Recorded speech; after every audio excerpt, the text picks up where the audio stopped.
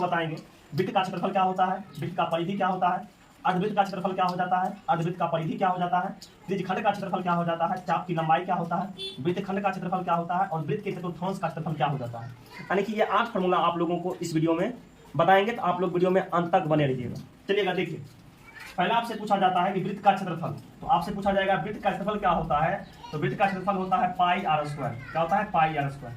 पाई का मान जो है 22/7 रखना है। यदि पाई का मान दिया रहेगा तो उसको रखेंगे, नहीं दिया रहेगा तो पाई का मान क्या रखेंगे? 22/7। पाई का मान क्या रखेंगे? पाई का मान रखेंगे 22/7। पाई का मान 22/7 रखेंगे। आर जो हुआ, आर वृत्त का त्रिज्या हो गया। आर क्या हो गया? वृत्त का त्रिज्या हो गया। आर क्या हो गया? वृत्त का त्रिज्या हो गया। ठीक है, आगे बढ़िएगा। 2 नंबर वृत्त का परिधि। वृत्त का परिधि का फॉर्मूला होता है 2 पाई आर। ये क्या हो जाता है? 2 पाई आर। वृत्त का परिधि ये आपका 2 पाई आर हो जाता है। उसके बाद 3 नंबर में अर्धवृत्त का क्षेत्रफल। अर्धवृत्त का क्षेत्रफल जो होता है, देखिएगा, पूरा वृत्त का क्षेत्रफल कहेगा तो पाई आर स्क्वायर। अर्धवृत्त का क्षेत्रफल कहेगा तो इसमें क्या करना है? 1/2 लगा देना। 1/2 पाई आर स्क्वायर। ये हो गया अर्धवृत्त का क्षेत्रफल। तो अर्धवृत्त का क्षेत्रफल क्या होता है? 1/2 पाई आर स्क्वायर। ये आपका अर्धवृत्त का क्षेत्रफल हो गया।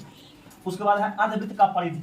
तो अर्धवृत्त का परिधि हो जाता है पाई आर प्लस में 2r, या 2r के बदला में ही लिख सकते हैं d। d का मतलब व्यास होता है। d का मतलब क्या होता है? व्यास होता है। उसके बाद 5 में देखिएगा त्रिज्यखंड का क्षेत्रफल। तो त्रिज्यखंड का क्षेत्रफल क्या होता है? θ/360 डिग्री। θ/360 डिग्री गुना पाई आर स्क्वायर। ये जो है θ/360 डिग्री गुना पाई आर स्क्वायर, ये त्रिज्यखंड के क्षेत्रफल का सूत्र होता है। उसके बाद 6 नंबर में देखिए चाप की लंबाई। तो चाप की लंबाई क्या होता है? θ/360 डिग्री गुना 2 पाई आर। ठीक है, ये जो है ये हो जाता है चाप की लंबाई का सूत्र। उसके बाद वृत्तखंड का क्षेत्रफल। वृत्तखंड का क्षेत्रफल कहेगा कि आपका होता है r square into pi theta बटा 360 डिग्री माइनस में 1/2 साइन थीटा। ये जो है वृत्तखंड का क्षेत्रफल हो जाता है। ये क्या हो जाता है? वृत्तखंड का क्षेत्रफल। उसके बाद वृत्त के चतुर्थांश का क्षेत्रफल कहेगा, इसमें लगा देना है पहले 1/4 गुना पाई आर स्क्वायर। 1/4 गुना पाई आर स्क्वायर। समझ गए? ये हुआ वृत्त के चतुर्थांश का क्षेत्रफल। चलिए आप लोगों को कुछ कंसेप्ट बताते हैं, जिस कंसेप्ट से ये फॉर्मूला को आप लोग एकदम आसानी से याद करके रख सकते हैं। यदि आपसे पूछा जाएगा वृत्त का मतलब वृत्त का क्षेत्रफल, तो वृत्त का क्षेत्रफल कहेगा ये आपका पाई आर स्क्वायर। ये क्या हो जाएगा? पाई आर स्क्वायर। यदि आपसे कहा जाएगा अर्धवृत्त का क्षेत्रफल, तो इसके पहले क्या करना है? 1/2 लगा देना है। तो अर्धवृत्त का क्षेत्रफल हो जाएगा 1/2 pi r square. 1/2 pi r square. यदि आपसे कहेगा चतुर्थांश का क्षेत्रफल या वृत्त के चतुर्थांश का क्षेत्रफल, तो इसमें क्या करना है? 1/4 पाई आर स्क्वायर कर देना। 1/4 पाई आर स्क्वायर कर देना। ठीक है। यदि आपसे पूछा जाएगा त्रिज्यखंड का क्षेत्रफल, तो देखिएगा पूरा वृत्त का क्षेत्रफल जो होता है पाई आर स्क्वायर, लेकिन त्रिज्यखंड के लिए कहेगा, त्रिज्यखंड का कोण मान लीजिए थीटा है, तो क्या करना है? θ/360 डिग्री कर देना है और बाद पाई आर स्क्वायर लगा देना है। देखिएगा पाई आर स्क्वायर सब में कॉमन आ रहा है। पाई आर स्क्वायर सब में क्या आ रहा है? कॉमन आ रहा है। वृत्त का क्षेत्रफल पाई आर स्क्वायर। अर्धवृत्त का क्षेत्रफल 1/2 पाई आर स्क्वायर। वृत्त के चतुर्थांश का क्षेत्रफल 1/4 पाई आर स्क्वायर। वृत्त के त्रिज्यखंड का क्षेत्रफल θ/360 डिग्री पाई आर स्क्वायर। ठीक है, तो ये सब फॉर्मूला आप लोग कंप्लीट कर लीजिएगा। इसके बाद नेक्स्ट वीडियो में आप लोगों को इस पर क्वेश्चन कराएंगे। तो वृत्त के 2 इंपोर्टेंट क्वेश्चन को बताने वाले हैं। ठीक है, दोनों क्वेश्चन सेम टाइप पर। देखिएगा, पहला जो क्वेश्चन आप लोगों का दिया हुआ है, पहला क्वेश्चन कहता है कि यदि वृत्त का व्यास 7 सेंटीमीटर है तो परिधि और क्या करना है? क्षेत्रफल निकालना है। फिर 2 नंबर का क्वेश्चन कहता है कि यदि वृत्त का त्रिज्या नहीं, यहाँ व्यास से कर देते हैं। यदि वृत्त का व्यास कितना है? यदि वृत्त का व्यास जो है 14 सेंटीमीटर है तो क्या करना है? परिधि और क्षेत्रफल निकालना है। चलिएगा देखिए, सबसे पहले क्या करेंगे, यहाँ सॉल्व करने के लिए इसमें क्या दिया हुआ है? तो वृत्त का व्यास दिया हुआ है। व्यास को दिखाते हैं d से, तो d का मान करते हैं 7 सेंटीमीटर है। ठीक है, व्यास का मान जो है 7 सेंटीमीटर है। अब निकाल लेंगे यहाँ से त्रिज्या यानी कि r का मान। तो r बराबर क्या होता है? व्यास का यानी कि d/2। ये आपका हो जाएगा 7/2 सेंटीमीटर। त्रिज्या निकल गया है 7 सेंटीमीटर। तो अब यहाँ से क्या करेंगे? यहाँ लिखेंगे इसीलिए वृत्त का परिधि। तो आपको पता होगा वृत्त का परिधि का सूत्र क्या होता है? तो वृत्त का परिधि का सूत्र जो होता है ये आपका होता है 2 पाई आर। 2 पाई उसके बाद आर रख देंगे 2 गुना पाई के जगह पर क्या रखेंगे? 22/7 गुना आर का मान कितना दिया हुआ है? तो आर का मान दिया हुआ है 7/2।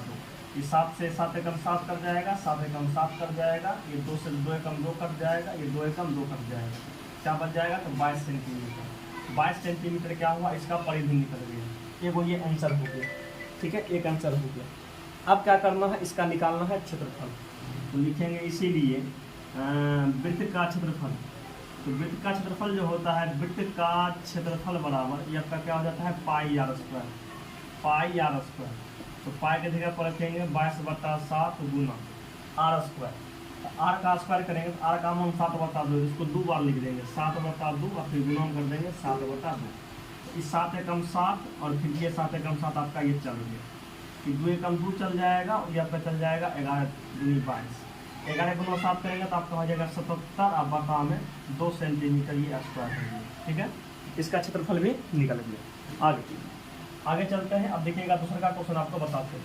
दूसरा का क्वेश्चन जो है मतलब सेम टू सेम टाइप पर है। दूसरा क्वेश्चन आपका कहता है, इसमें दिया हुआ है कि व्यास का मान 14 सेंटीमीटर। तो लिखेंगे चूंकि डी बराबर आपका दिया हुआ है 14 सेंटीमीटर, इसीलिए आर का मान जब निकालेंगे तो आपका d/2 हो जाएगा, यानी कि 14/2 हो जाएगा।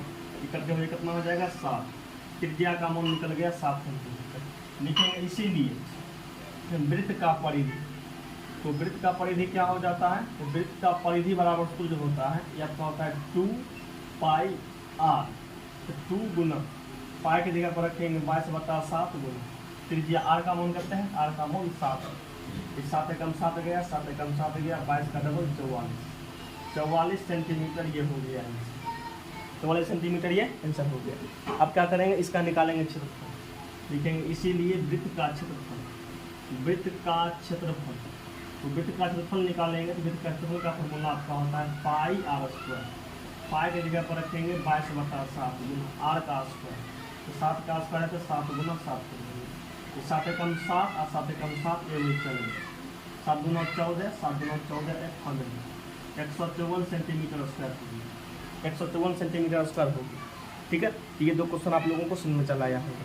और आप लोगों को ये 2 क्वेश्चन समझ में चल आया तो आप लोगों को 2 क्वेश्चन देते हैं बनाने के लिए, आप लोग एकदम ईमानदारी से बना करके कमेंट बॉक्स में कमेंट कीजिएगा। ठीक है, ये 2 क्वेश्चन आप लोगों को ये देते हैं, 2 क्वेश्चन जवाब कीजिएगा। पहला कहेगा शॉर्ट में लिख देते हैं। ठीक, कहेगा यदि वृत्त का व्यास 28 सेंटीमीटर है, वृत्त का व्यास करते हैं 28 सेंटीमीटर, मतलब डी का मान दिया हुआ है 28 सेंटीमीटर। यदि वृत्त का व्यास 28 सेंटीमीटर हो तो उसका परिधि और क्षेत्रफल क्या होगा, आप लोग निकाल करके बता दीजिएगा कमेंट बॉक्स में कमेंट करिए। दूसरा का क्वेश्चन कहेगा यदि वृत्त का व्यास 42 सेंटीमीटर हो, यदि वृत्त का व्यास 42 सेंटीमीटर हो तो उसका परिधि और क्षेत्रफल क्या हो जाएगा, आप लोग निकाल करके कमेंट बॉक्स में बताइएगा कमेंट करके। जय हिंद, जय भारत।